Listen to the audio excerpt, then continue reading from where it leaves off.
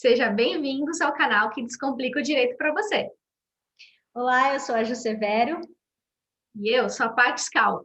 E hoje a Ju vai falar com a gente sobre startup.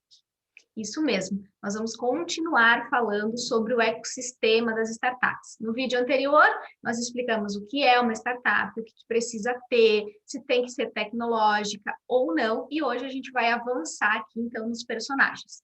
Ju, fala para nós o que são incubadoras. Bom, vamos lá então falar dos personagens, começando por esse que é incubadora. E é exatamente o que o nome diz, Paty, incubadora. Eu acho que todo mundo sabe o que é uma incubadora, né? Lá nas maternidades, onde o bebezinho que nasce prematuro precisa de muito auxílio, né, para crescer e se desenvolver.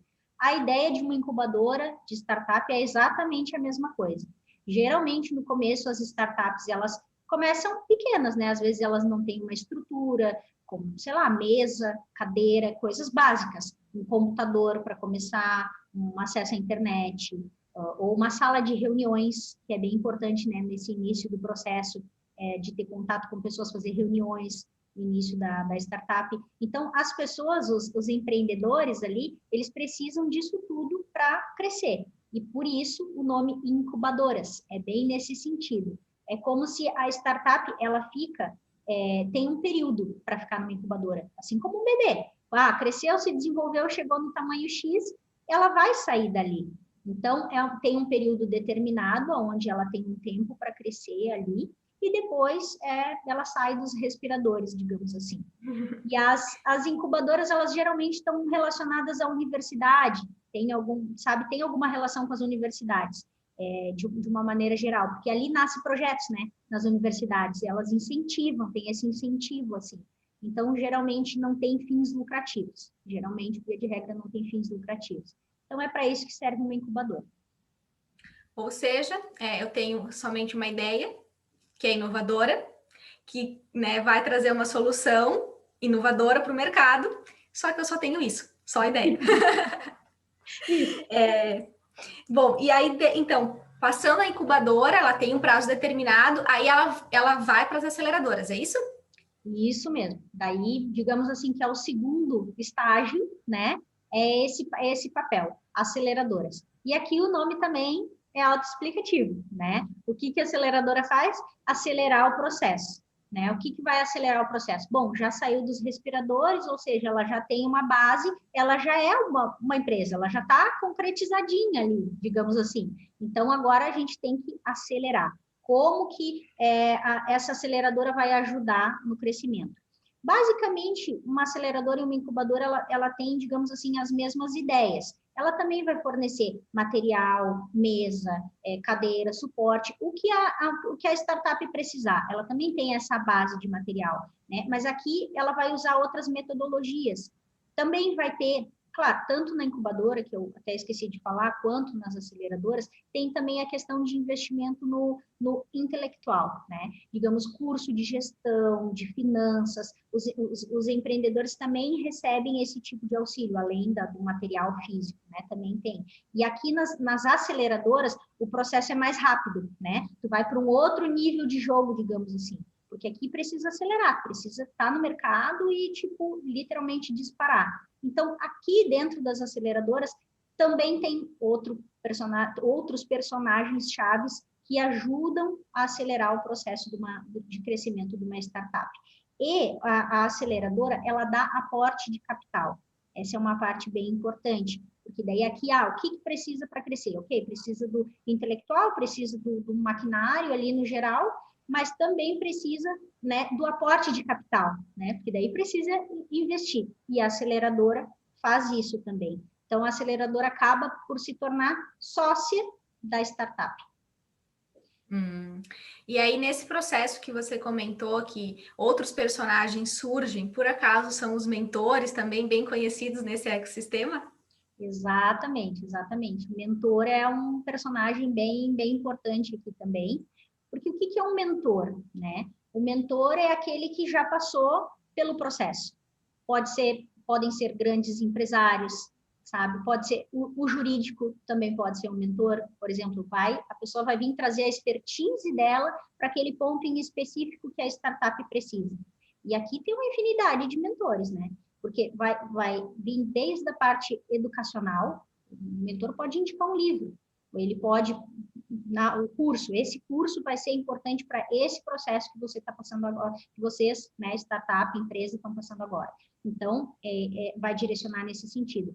Educacional, organizacional, não, aqui estrutura precisa ser mudada. Então, ele vai trazer a expertise dele, vai trazer todo o conhecimento, ou o jurídico. Agora precisa de um contrato importante. O jurídico vai trazer essa base, é isso que a startup precisa. É o que nem o bonequinho, pega pela mão, vai caminhando o processo, porque a gente já trilhou a estrada, né? O mentor já trilhou a estrada e vai compartilhar esse conhecimento, inclusive no negativo, né, Paty? Tipo, olha, fiz isso aqui, não deu certo. Mentor, já quebrei um negócio fazendo isso. E aqui, como o seu negócio é parecido, a startup tem essa ideia, cuida com esse passo aqui, que aqui pode dar problema. Então, é dos dois lados, né? Tanto positivo quanto negativo. Para isso que servem os mentores. Claro, porque às vezes não é tão claro assim, né? E você não sabe as etapas que você precisa caminhar, né? Muitas vezes você não sabe se agora você vai para investir no marketing, se agora você vai para o mercado, se o seu produto está pronto para isso ou não, né? O produto ou o serviço.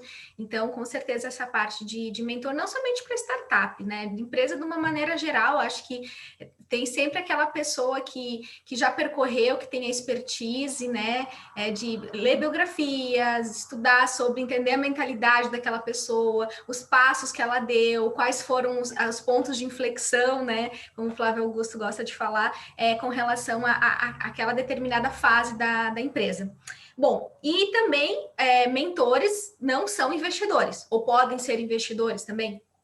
Podem ser investidores também, os mentores também podem ser investidores, né? Por exemplo, essa parte dos investidores, que também é um outro personagem bem pontual aqui nesse ecossistema das startups, eles podem ser, porque eles podem ser, os mentores podem vir a investir numa startup, mas pode ser investidores que podem vir a ser mentores dessa startup. Pode ser o caminho inverso para os dois lados aí. Não é necessariamente cronológico, né? Não é necessariamente cronológico. E o investidor, que como dito lá no começo, né, uma startup, via de regra, uma startup ela não tem um capital próprio para iniciar. São muito raras as exceções que tem capital próprio, que se desenvolve, faz todo o processo, né, se firma no mercado sem com capital próprio. Muito raro. Geralmente, a startup passa por todo esse processo.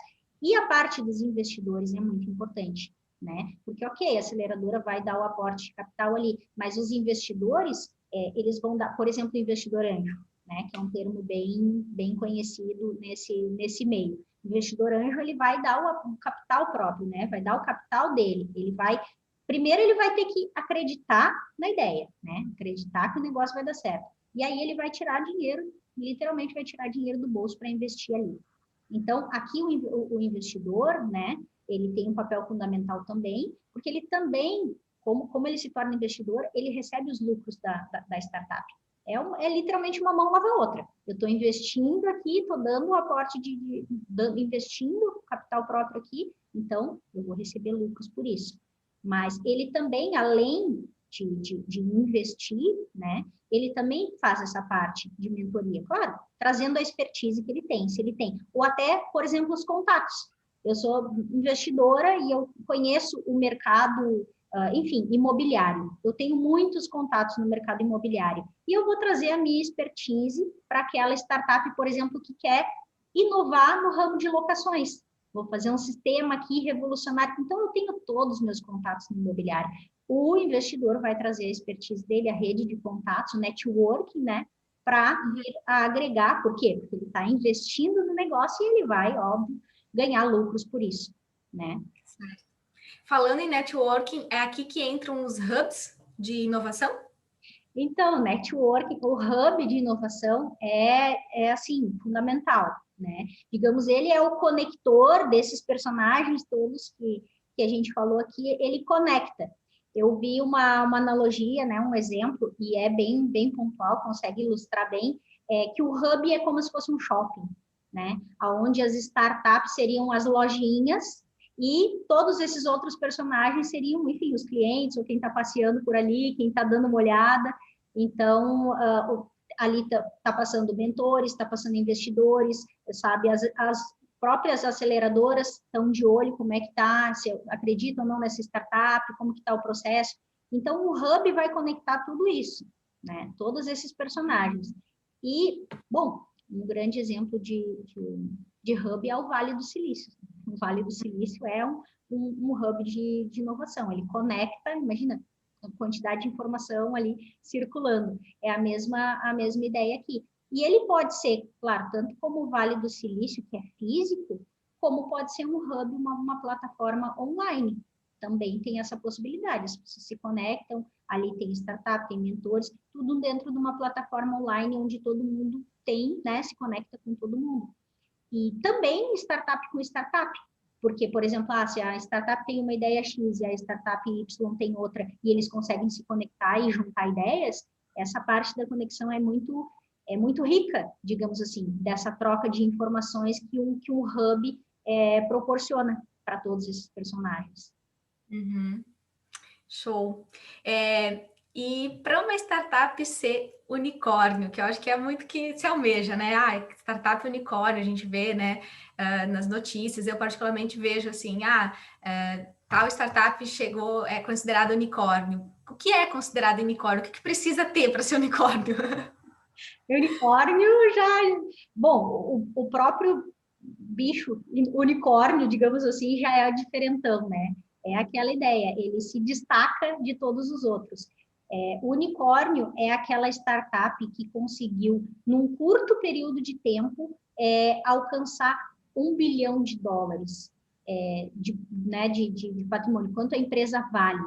E isso sem abrir o capital dela para a Bolsa de Valores, por exemplo. Porque se tu abrir o capital para a Bolsa de Valores, nossa, a empresa cresce horrores de tamanho, né? Mas isso é sem abrir. Ou seja, quando ela ainda é uma startup, quando ela ainda está fechada, ela conseguiu, nesse curto espaço de tempo, conseguir que a empresa, né, valha 2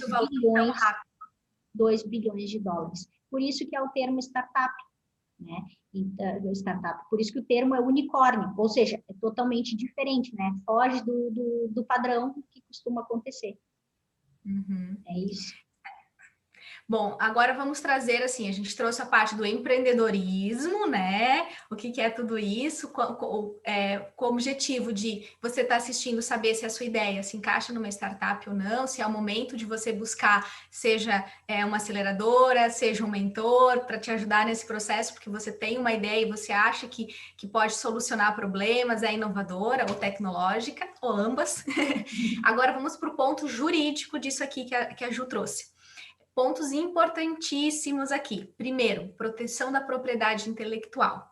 Imagine essas startups unicórnio hoje, se não tivesse protegida a propriedade intelectual daquela pessoinha lá atrás que sozinha teve a ideia, ou de duas ou mais pessoas que tiveram a ideia, mas que não tinham tudo isso que a Ju trouxe, todo esse ecossistema, não tinham dinheiro, não tinham estrutura, não sabiam trilhar o caminho, não sabiam como desenvolver, como colocar isso no mercado, como tornar isso uma empresa, né? Então, a proteção da propriedade intelectual é fundamental em qualquer uma das etapas.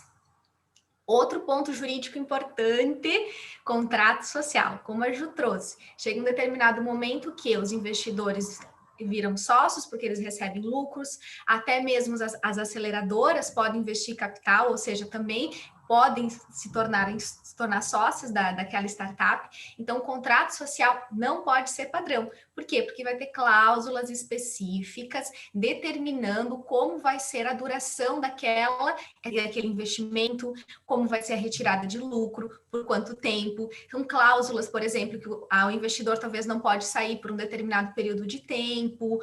Enfim, são N detalhezinhos que aí, depois, analisando o caso concreto, o jurídico vai conseguir alinhar e proteger e trazer a segurança necessária. Lembrando que contrato social é a certidão de nascimento da sua empresa, e a gente fala bastante sobre ele aqui no canal, tanto no vídeo específico quanto no diagnóstico jurídico, que foi uma série que a gente criou aqui para medir a saúde do seu negócio. Outro ponto também é, com a Lei Geral de Proteção de Dados em vigor, a gente está falando também de dados, né? A nova economia, a base serão os dados. E um dos pontos que a lei traz é desenvolver o produto ou, né, aquela ideia já pensando na proteção de dados. Né? Então, quando a gente está falando de startups agora, pós 2020, né, que quando a lei entrou em vigor, é já pensar em como eu vou desenvolver, né, aquele projeto, já respeitando a LGPD, a Lei Geral de Proteção de Dados. Se você não sabe o que é LGPD, tem vídeo aqui no canal também falando, descomplicando a LGPD e por que ela é importante nesse passo a passo, nessa criação e já respeitando esses parâmetros. Tá bem? Exatamente. Tem toda uma playlist, na verdade, né, Paty? Bastante informação aí, contrato social e de LGPD. Se você gostou, ficou com alguma dúvida, deixa aqui embaixo nos comentários, compartilha com a gente. E até a próxima. Até!